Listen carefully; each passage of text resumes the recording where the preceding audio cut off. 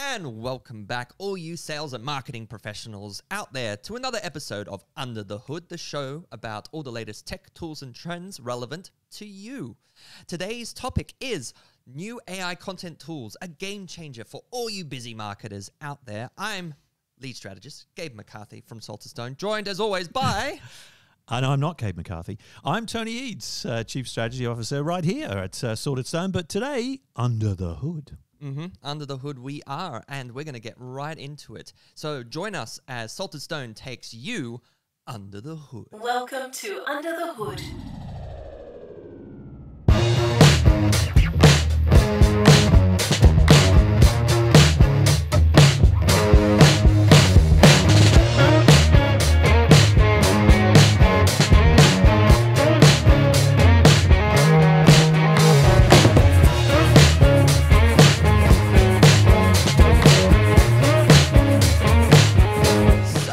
Welcome back, ladies and gentlemen. As we talked about in the intro, this episode is about all the new AI content tools that are a game changer for busy marketers. And Tony, what are you doing?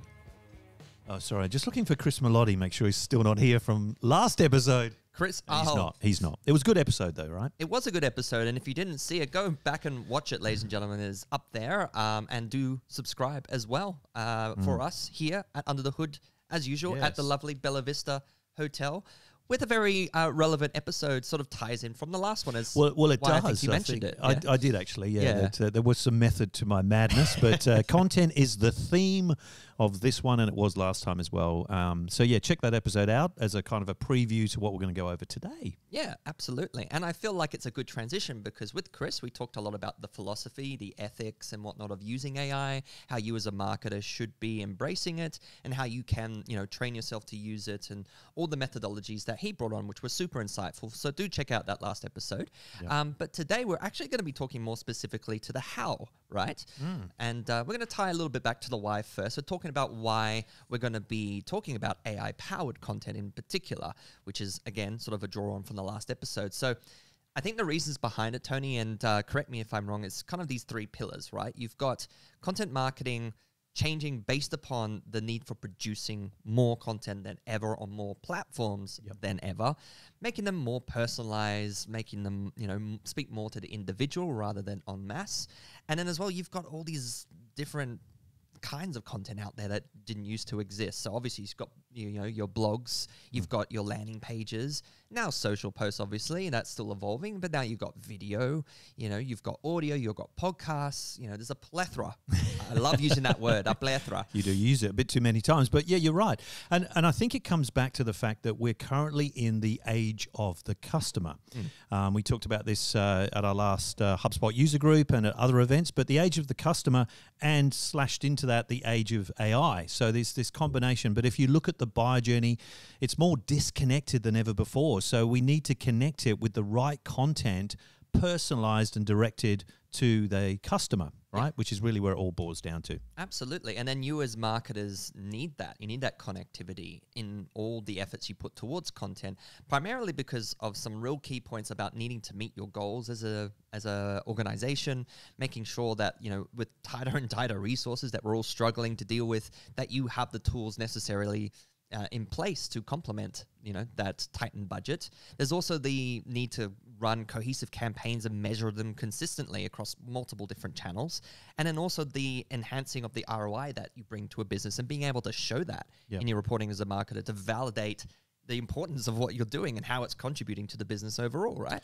Yeah, and I think the important thing is that one of the things that really comes out of this is the marketing budget is normally the one under scrutiny. And again, we might have mentioned this in a previous episode, but certainly it's worth mentioning again at an event that Gabe and I went to down in Melbourne. They shared some data about that they'd done testing, and 70% of the buyer journey is done before someone reaches out.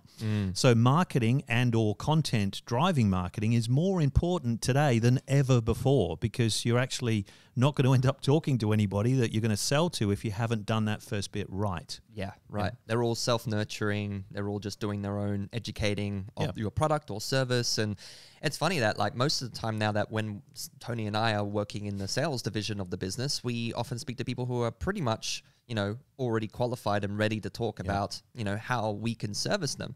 So, I mean, that's a good testament to the good marketing that we do in our process, but it also speaks, I think, en masse to how you should be approaching, that cohesion between marketing and sales. Yeah, and it's so important, right? Because you're right. It's the sales and marketing team need to come together. If you're not together, then it's time to come together. You're the revenue team. You've got to work together, right? And the interesting thing for Gabe and I is that we both cross over in marketing and in sales. So we kind of see both sides of it. So we're already kind of multitasking in the realm of both sales and marketing. But it is so important because marketing will give the intel, that 70% that's so important for the salesperson to then jump on.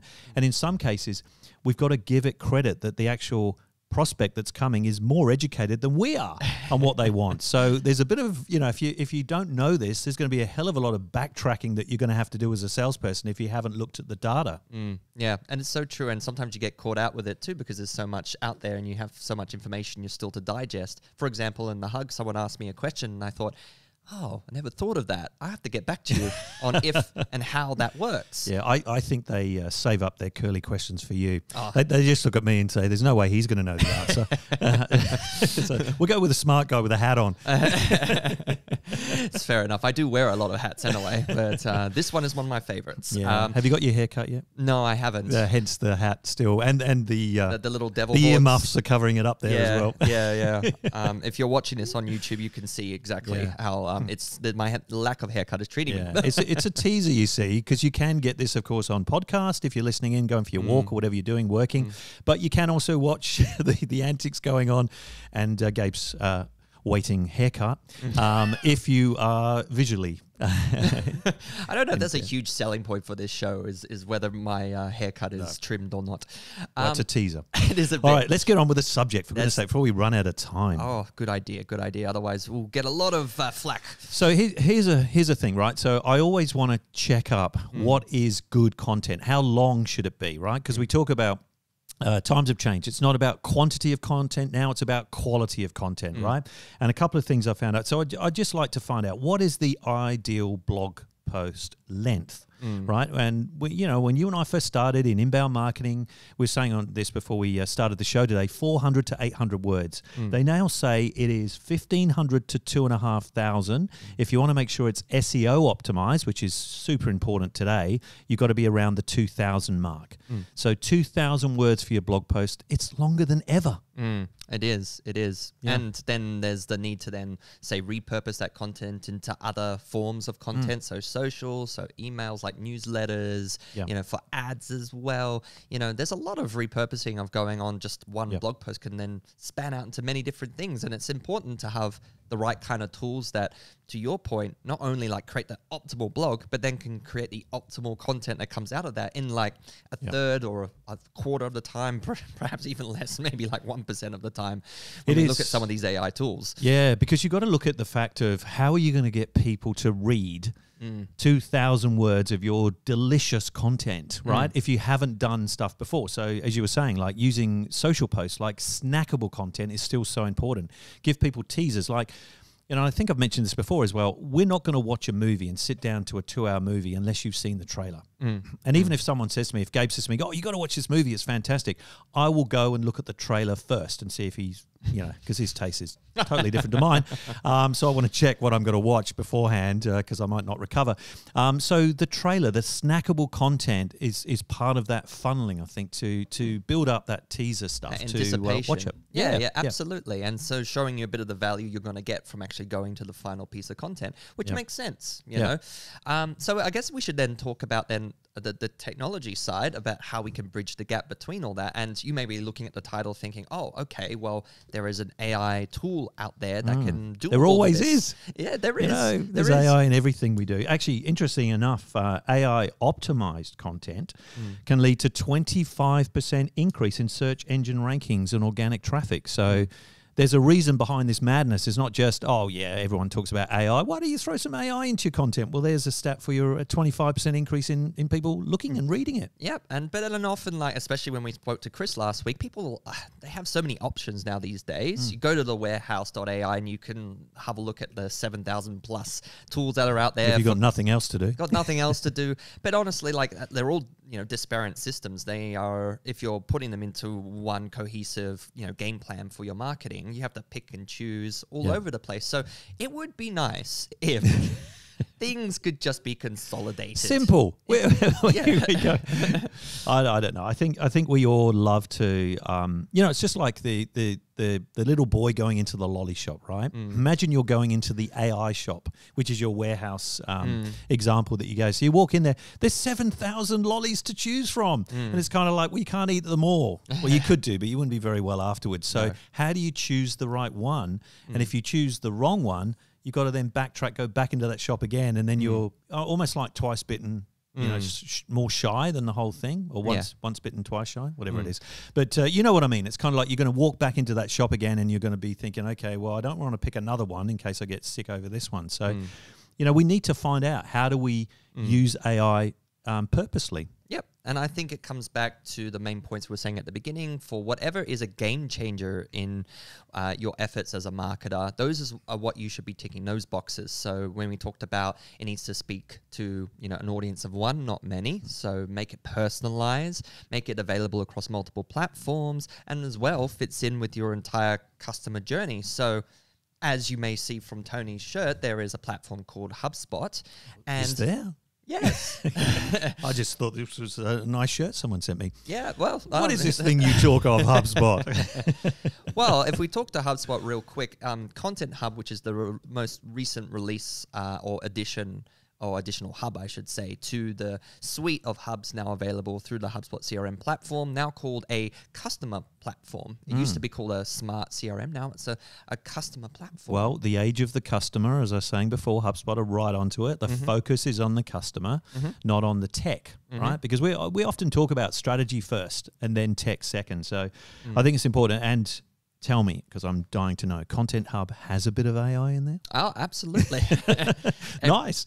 I mean, that's kind of what permeates through every one of the hubs now. Marketing, sales, service, and now Content Hub has got AI-powered, HubSpot-driven AI-powered features. So in Content Hub in particular takes, I think, the most advantage of it, because it's basically taking all the things like creating social, blogs, email, images, podcasts even now as well. So audio transcripts it can create off a podcast feeder, and it can create content quicker and faster than ever before. That is actually on brand, right? Uses your brand voice of your company. So it's not like you're talking to ChatGPT and it's got no context for why you're asking it to write a blog. When you ask HubSpot Content Hub to do that for you, it'll take your brand voice into account. And then that really helps, because when you use the repurposing tool in Content Hub, being the content remix, right, that then spits out all these other versions of content. So social, ads, email, etc., all versions stemming from that first blog or that first bit of content that you wrote that's on brand and on voice. So you save tons of time creating all these other multiple channel, pieces of content, but then also it's all like on brand. It's all got the same voice, which is brilliant. It is brilliant. And, off the back of that, like you're just saying, you save time, right? And effort, which is, again, a stat here that AI-driven content creation can result in cost savings of up to 30% compared to traditional. So if you're not using AI at all, I mean, I think I mentioned to you before, I used Jasper AI before, just to one piece of content that just writes the blog post, but doesn't do anything else. So I think what HubSpot's done with this one, and I really want to know a little bit more about content remix, being an old DJ as well, I should say old, but it's pretty much old as in past DJ, past tense. But remix, I've kind of, tell me a little bit more about that, because I'm kind of intrigued that you've kind of got your mouse and you're mixing the content. Well, you can scratch that, because that's not what content remix is all about. Oh, what a shame. I've got all these visuals gone out my head now. But what is it and how does it work? Okay, so think of the traditional term of a remix, right? You've got, say, a song that gets taken up by another artist and they put their own spin to it. That's essentially what Content Remix tool does. It'll take, as I told you before with that example of the blog, a piece of content and then spit out different versions within HubSpot those pieces of content. So say from a blog you wanted to create an ad, it could spit out an ad. Best thing know that what it does now. So we're talking about that connectivity of the customer journey, right? It takes Content Hub's tools and connects it with the Marketing Hub tools, right? So if you have both, which you should at whatever levels appropriate for your business, it'll take that piece of content and immediately connect it to that tool. Like say it's an ad, it'll take it to your ads tool that's connected in HubSpot and then get it ready to be sent out to the world and launched so that it's connecting back to that main piece of content. So what does it look like, right? Because, obviously AI can be great or it can just be like, I've got to rewrite this whole thing. So, for example, when you take a blog post, we've written this 2,000 word blog post. It's full of great content. It's SEO friendly, nice images throughout. What do the social posts look like? Like, does it create images? How does it actually take all of that great juicy data at the beginning and spit it out in different formats? Yeah. So, I mean, if we're just talking, for example, that social post example, it will pull out the content that feels and talks very similar to the blog post. So it's got a very similar flavor. If you've used your brand voice as a setting within the content remix tool, they'll also pull that across. However, caveated to that is when you pull it over to, say, the social tool in HubSpot to then post it, double check the work every single time. It's like what Chris said, it's that sandwich, right? Of human, AI, then human, okay? Because the human bit is creating the blog, the AI is repurposing, and then the other human bit is in checking the repurposing. The repurposing often, to your point, Tony, the imagery is not always bang on. It can be pretty dodgy, for lack of a better term. I don't think they've really worked out 100% yet, the actual imagery-based AI. Still got a while to go, and I think that goes for most platforms. But also even the content, you got to just make sure it's not repetitive. It speaks to your audience. It could be cut down or added to. It could be redone. The AI can actually do that for you as well. But it's always really important that you finesse it and make sure it's ready and appropriate. Well, I think as I mentioned before, that stat, it saves you 30%, not 100%. Yes. So it's not here to replace you. And to be honest, I think everyone listening in, you don't want AI to replace you because you might turn up Monday morning and that your little desk doesn't sit there anymore. And you're not required anymore because AI has replaced you. I don't believe, and I think as Gabe was saying, he's the same as me, AI won't replace you as long as you use that human sandwich, if that's the right word. Human, AI, human, which was great that Chris shared with us on the last episode. You still need to have your take over the whole thing and control the whole thing. AI is only there to support you. The content has to come from you and just be repurposed and checked, double checked before you send it out. Absolutely. And honestly, before you even touch these tools, make sure you understand what it is you're trying to accomplish. What's your strategy for your content overall? Because then once you start applying it to some of these Content Hub tools, it's all cohesive, it all makes sense, and as we're talking about earlier, connects the whole customer journey from marketing to sales to service. Yeah. Tell me about the voice part, because I'm really intrigued that we said at the very beginning, content comes in many different forms. Not everybody is going to sit down and read a 2,000 word blog post, no matter how good it is.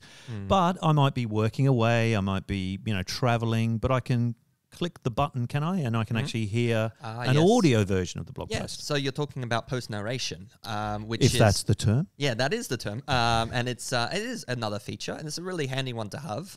So there's two things. So brand voice is a setting within your HubSpot portal that you attribute to your portal overall. So it's like you tick a few boxes. I want my brand voice and tone to sound like XYZ. Cool.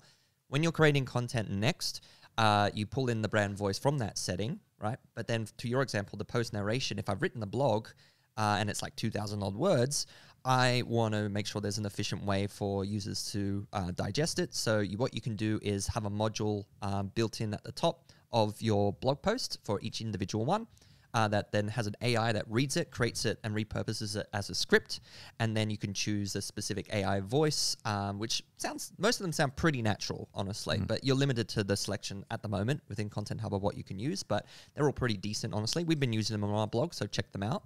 But yeah, you can then have the post narration read the blog for you. So then to your point, Tony, if I land on that blog, just want it read to me while I'm doing other things and multitasking, while most people, what they're doing these days is multitasking. So you can have that playing in the background and read the blog out to you. Yeah, well, that's awesome. And I would assume that as this gets developed, because as Gabe rightly said, it's fairly new, so there's limited voices, but I'm sure eventually it'll be voices in different languages, right? So if you've got a blog post written in English, but you're wanting to share it with, an international audience, you could probably change the voice to speak naturally in that language of choice. Yeah, I don't think they've got ahead just yet with that, but yeah, definitely that's probably a future. Are you listening, HubSpot? That's a future aspiration, HubSpot. You've got a lot of international. We always want more, don't we? I think that's the thing with AI. It's kind of like, this is great, like this is, but I want more. Oh yeah. Can it do this? Why can't it do this? Why is it not making my coffee for me? Small steps. Yes, one step at a time. But I think that's a good segue into why you should be choosing Content Hub over most. Like, I'm not saying that you shouldn't be trying a lot of AI tools. We do. And I don't think Content Hub will, accomplish everything, right? There's going to be a need for, say, a video AI creator, which doesn't exist in HubSpot yet. There's going to be needs for, repurposing just video-based content into snippets like we do with video for all our, content that you see on our TikTok and YouTube. But why I think using Content Hub from the get-go, even if it's just the starter version so you just get a taste for the tools, is that, for one, it's not cobbled together. Like, it's all just built within the platform. So take, say, a competitor like Salesforce, they'll acquisition like another SaaS product and then bolt it on to their current suite, right? But that's not really a cohesive match, right? And it can break. Yeah, exactly. Right? How good's the bolt? You just don't know long term if it's going to break. But yeah, all in one makes sense. And I think as you're explaining it now, I'm thinking of the 7,000 or so AI tools that are out there just in the last 12 months that have been released. They're all individual purpose built. So one does video, one does content, one does something else. We're going to share a few at the end with our special toolkit part. But I think the idea, because HubSpot, as the name has always suggested, is it's HubSpot. It's a hub of multiple things coming together in one uniformed way. And they're taking that approach, I think, with AI and Content Hub by saying, this is Content Hub. What can we add into it that all works together as one in a cohesive tool? So I think it's pretty important. 100%, yeah. And then just some final points on that, which we all know HubSpot is one of the easiest platforms to use. Like, even I can use it. Yeah. Although, they don't let me. Yeah. They don't let me, but I could. I'm sure I could. There's a differentiation between I can use it and should I use it? Well, that's true, actually. Yeah, I haven't quite nailed the second one. Well, check to the first episode of this season where we talk about seats and view-only seats, which means like people such as Tony in C-suite can only have a view of what's going on versus being able to go in and break things. It's like you've got handcuffs on, right? You can see all this lovely stuff happening, but you just can't get to it. But it's easy to use, easy to love, I think, as HubSpot put it. And honestly, I've been using it for 10 plus years now. HubSpot's seen it evolve and still like it, still love it, right? And then finally, it's all purpose-built for growth, not just for your organization, but for your career as well as a marketer. So think about like just getting on early now, even with the starter tools, you're already adding so much to your knowledge base and so to your skill sets of what you can bring to an organization. Imagine then just like as your organization grows, you can go, well, I can evolve the tool to do this now because I know it does this. We can grow it as I grow in my role, and then the value comes back to you as being the champion of the marketing department of being able to do so much more with so much less, but your role doesn't get diminished whatsoever. You actually get elevated. Yeah, you look better. Yeah, you get promotion, all of that stuff. But you'd hope so. If not, demand one. But I think it goes back to what we said on earlier episodes around the term AI, which, interesting enough, just digressing, that Apple has released their new Apple Intelligence. Did you see that this week? It's yes, got Apple Intelligence, so they're trying to rename AI. And I'm thinking, well, everything that Apple does begins with I. Like iPhone or whatever. So why didn't they call it IA? You know what I mean? And anyway, that's another story. But I think it is very important that you get into using something, right? That's what we've said on earlier episodes. Like, have a play with it. Like as Gabe said, if you're not sure, just get on with Starter. For a few dollars, you can have a play with it and just see if it's right for you. Get to learn it and then upgrade. As you mature with the AI and the software and the platform, then move up the ladder. Absolutely. I mean, there's even free tools too. They're going to be HubSpot branded, and you're going to have limited access. But to Tony's point, even started pretty cheap, so you might as well, even if it's just for a month, you're not beholden to a, 6-year contract. So let me ask you this. I'm already on Marketing Hub. Yes. So what do I do? Can I cancel that Marketing Hub and get this Marketing Hub Plus, which has got all this great AI content stuff, or what do I do? I think the best thing to do is upgrade, honestly, like just add it on. Add it on. Yeah. Okay. Yeah. I mean, it starts from, and they say on the website, around $400 odd bucks a month to add on Content Hub onto Marketing Hub Pro, and that's the pro level I'm talking to. Obviously, starters cheaper, enterprise is more expensive, but you know that sweet spot I think is pro because you get a lot of the great tools from both Content Hub connecting to Marketing Hub, and that's why I think having both is good because you know it really then connects the tools from one to the other. But speak to us at Salted Stone or your dedicated HubSpot partner for more information. You know, oftentimes we can get a lot of our customers good deals for getting both hubs at the same time or adding on one that they might not already have. But even $400, like put it in perspective, like we mentioned those stats at the beginning, if you're saving 30% of your time, right?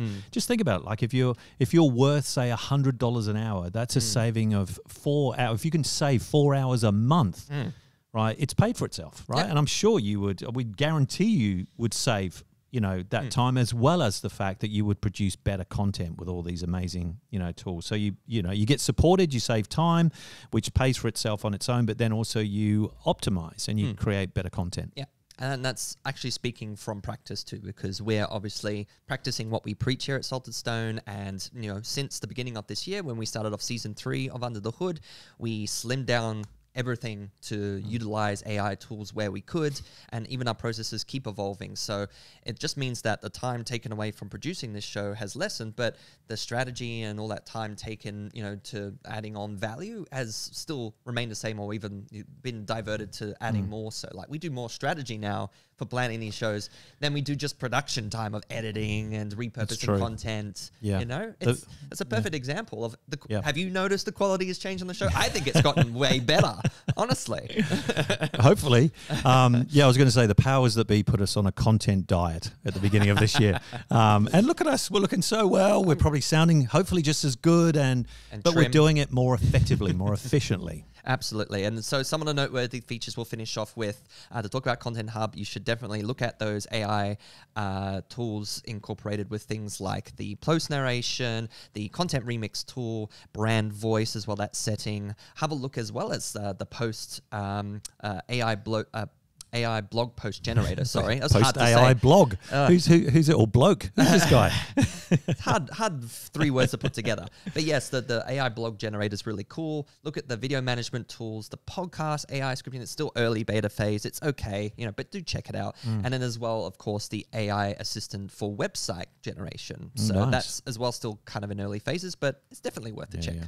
But it's all early, so get in there while it's early, because then as HubSpot grows with it and adds more features, you can grow with it too. Like it's all in all, just get smarter with your content, because you need to be writing bigger content. Going back to one of the earlier things we said before, 2,000 words plus is where your blogs need to be. So if you're churning out 800-word blog posts from a few years back when that was the way to go, you're probably not getting the effectiveness as you should be from at least a blog post. And there's obviously other stats as well. Absolutely. And if you ever want a demo of Content Hub, yes, please, and are interested, guess what? We have a call to action. In today's episode. Do I get to go into your calendar and book a demo? You may just, if you check out the link below. Yes, you can. Access to Gabe's calendar. I will screen. Go for it. I will screen you, though. So if you're a troll, you're going to get kicked right out. I'll scream at you, yes. But no, if you want more, I want a Content Hub demo, hit me up in the link below, and you may just get a little taste of all the tools that you could harness for your own business. But speaking of tools, or I was just going to say, or hit me up and I'll show you what not to do.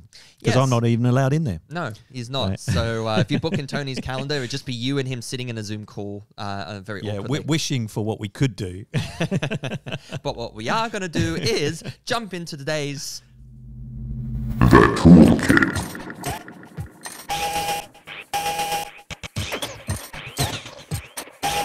Hello. Whole new show now. So tell me about AI-generated audio. What's this all about?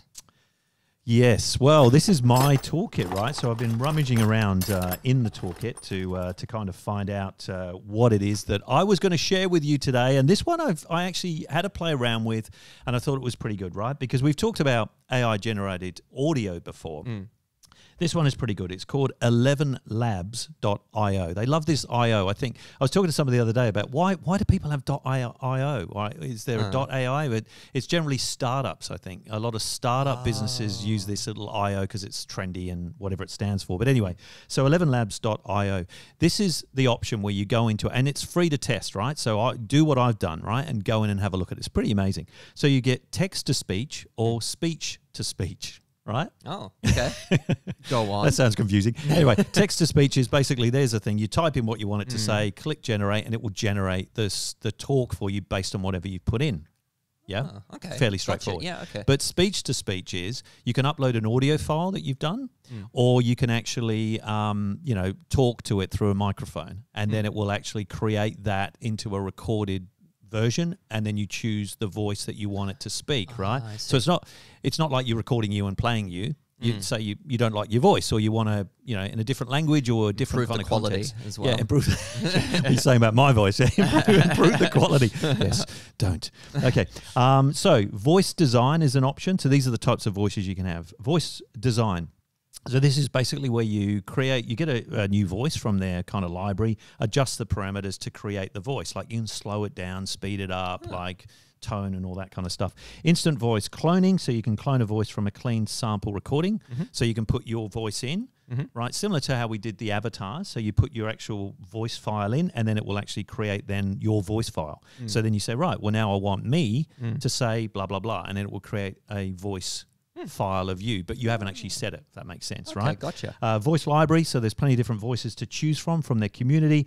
And then professional voice cloning, which I think is really good, is where they will realistically create a digital replica of your voice. So the free version just gives you this. You can go even deeper and tweak around with your voice. So if you're not happy with how you sound, you can give it a bit more tone or baritone. Baritone, or maybe higher, whichever you want to do. But anyway, 11labs.io, have a play around, because podcasting, speeching, like we were just saying as well, audio versions of your blog post, like it is a growing popularity right now because people are out and about and doing things. They don't want to read all the time. They want to listen. I like that. Very good. So listen up. I was really hoping 11 Labs was referring to 11 Labradors, but... Well, that's why they got such weird... I mean, I would be surprised if they had 11 labs. Like, where did you even come up with it? Maybe they have got 11 Labradors running through the studio. Or do they have 11 laboratories? I don't know. But anyway, 11 I hope labs. they have both. I can hope one that in they each have both. lab. Yeah, a lab in a lab. All right, what have you got in your toolkit this week? All right, what I've got in my toolkit actually, Tony, harkens back to HubSpot, but now it always does, doesn't it? I just go off track and you keep us on topic. Well, you got to throw one in there for the HubSpotties, our lovely partners there. But this one is actually hot off the press. It literally just came out, this morning, their afternoon, I guess, in terms of like, there's a HubSpot admin user group that do announcements. It's got like Carl Jepson, Christine Romero, and a few others who are organizers and presenters. They literally just released, and it was, I can't remember her name, but she was from the Dublin office over there in the EMEA region. She released this new announcement of lead scoring, which is now a lead scoring app that sits within a beta version currently, your HubSpot Marketing Hub. Okay. So how is that different? Because lead scoring's been around for a while, right? It has. It has. And it's interesting, like I was going to point that out, is that, it has been around for a while. How is this any better? How is this any different? Well, it's interesting that because it's a massive update now to have it now external from where it used to be. It used to actually just sit in all your properties in the back end, all your settings, right? So if I was creating properties and whatnot, I would go there and then use the tool within the property settings. It was actually kind of clunky and hard to find. It was kind of hidden away. I kind of thought it was kind of cool for a while because it's kind of a hidden little tool that adds a lot of value. But now they're choosing to bring it out. It's no longer buried, right? It's no longer limited by event types. And it's basically like, standing out now as its own separate tool that's going to add way more value and way more visibility on what it's contributing towards and tying between the marketing and sales operations in your business. So cool. Basically, it's a dedicated app, easy to use, has improved UX user experience, more advanced filter logic than ever before. So it can literally go like, I can set, say for a CTA, I can select multiple CTAs within my scoring and give each individual CTA, individual button, which is what we call a CTA, a different score value. So this one could be like a 1, but this one's like a 5. You know what I mean? So it can get that granular, which is pretty cool. Yeah. So if I clicked on a book a trial of HubSpot, for example, that would get a higher ranking than send me the brochure that talks about exactly. it. Yeah, 100%. You could even have limited scoring too. So say, for example, like I click through 3 buttons, and if I click a 4th, it won't contribute that to the scoring.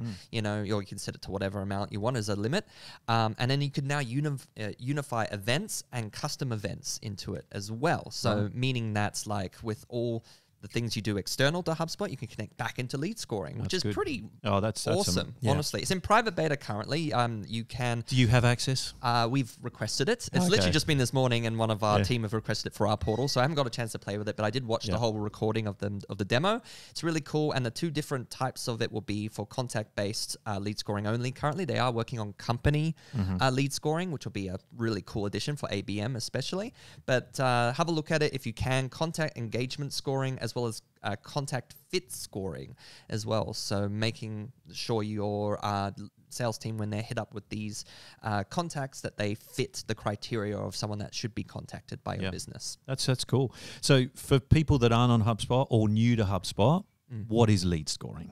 Because they're saying, this sounds very interesting, Gabe, but what is lead scoring? I haven't even used it. No, absolutely. And how important is it related to content? Yeah, sure. So in season 2, I did talk to a bit in an episode previously about this. I think have a look at life cycle stages, the lies you've been led to believe. I think that's the episode where I talked about lead scoring. But just in a nutshell, and to summarize what I said, is basically lead scoring is essentially when you have a CRM and there are contacts within that CRM, you want to measure their engagement and give them a score based upon how important or relevant it is to, you know, however you want to progress them next in their buyer cycle, right? So say, for example, it's really important that you, say, get them to at least look at a few pages of your website, to click a few buttons, to watch a webinar, to, you know, subscribe to a blog, you know, or to download something, or to view an email. All those little touch points can be scored up. And basically you can say, like, if they reach a score of, like, you know, 70 out of 100 or whatever, that's a really good qualified lead that the salesperson can just get notified about automatically. And take it over from marketing. Yeah, and take it over from marketing and have a seamless transition across. And I think you can have negative lead scoring as well. Like if they put a Gmail address in instead of their company, that's a negative. So this score is like dynamic. It's going up and down all the time. But as Gabe said, when it reaches a certain amount, it's kind of this by interaction with content, interaction with different CTAs is kind of like it's time for sales to reach out. Absolutely. Yeah, it's pretty cool. Yeah. Yeah, so nice. hit us up if you want to be demoed that. We'll have available. You've got to get it first. Yeah, we'll have it available soon. I'm sure he's so promising.